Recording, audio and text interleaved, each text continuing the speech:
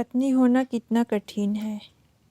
मैं लेटा हुआ था, मेरी पत्नी मेरे सिर को सहला रही थी। उसके कोमल हाथों का स्पर्श मेरे थके हुए मन और शरीर को सुकून दे रहा था। उसकी उंगलियां की हरकतें धीरे धीरे मेरे माथे पर घूम रही थी और मैं अनजाने में नींद की गोद में समाने लगा। यह एहसास मुझे एक अजीब सी शांति और सुरक्षा का अनुभव दे रहा था। मुझे लगा जैसे मैं किसी अदृश्य शक्ति की गोद में था। जब मेरी आंखें खुली तो मैंने उसे देखा। वह मेरी ओर झुककर मेरे गले पर विक्स लगा रही थी।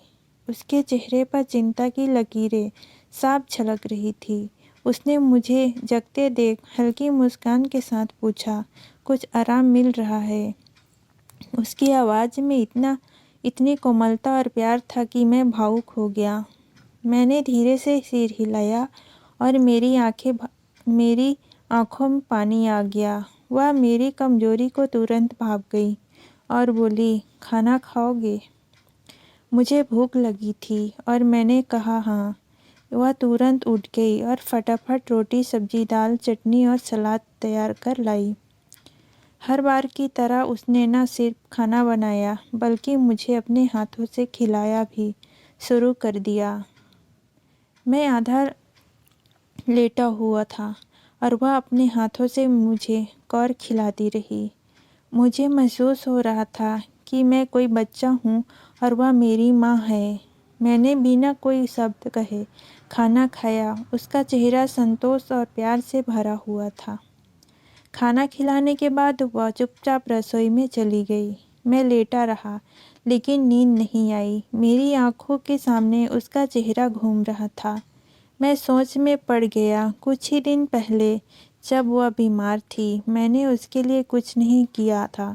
न ही उसे सहलाया, न उसका हाल पूछा। बस उसे ब्रेड लाकर थमा दी थी और खुद को यह सोचकर गर्वित महसूस कर रहा था कि मैंने कुछ तो किया।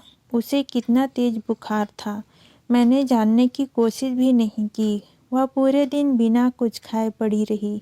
शायद वह भी चाहती थी कि कोई उसकी देखभाल करे, उसका हाल पूछे, उसे प्यार से खाना खिलाए, लेकिन मैंने ऐसा कुछ नहीं किया। यह सोचकर मेरा दिल भारी हो गया। पत्नी के रूप में उसकी ममता, उसका त्याग, उसकी करुणा को मैं अब तक समझ नहीं पाया था। मैंने सोचने लगा कि क्या सचमुच महिलाओं के दिल को भगवान ने अलग बनाया है? क्या पुरुषों में वह करुणा और ममता नहीं होती है? जिस दिन मेरी पत्नी बीमार थी, शायद उसने भी चाहा होगा कि उसका पति उसके पास बैठे, उसकी देखभाल करे, उसके माथे पर हाथ रखकर पूछे कि क्या वह ठीक है। यह महसूस कर रहा था कि हर पुरुष को एक बार औरत बनकर यह अनुभव करना चाहिए कि औरत होना कितना कठिन है। माँ होना, बहन होना, पत्नी होना कितना कठिन है। यह सिर्फ जिम्मेदारियाँ नहीं है, यह जीवन की सबसे बड़ी परीक्षाएं हैं जिनमें करुणा और ममता से भरे दिल की ज़रूरत होती है।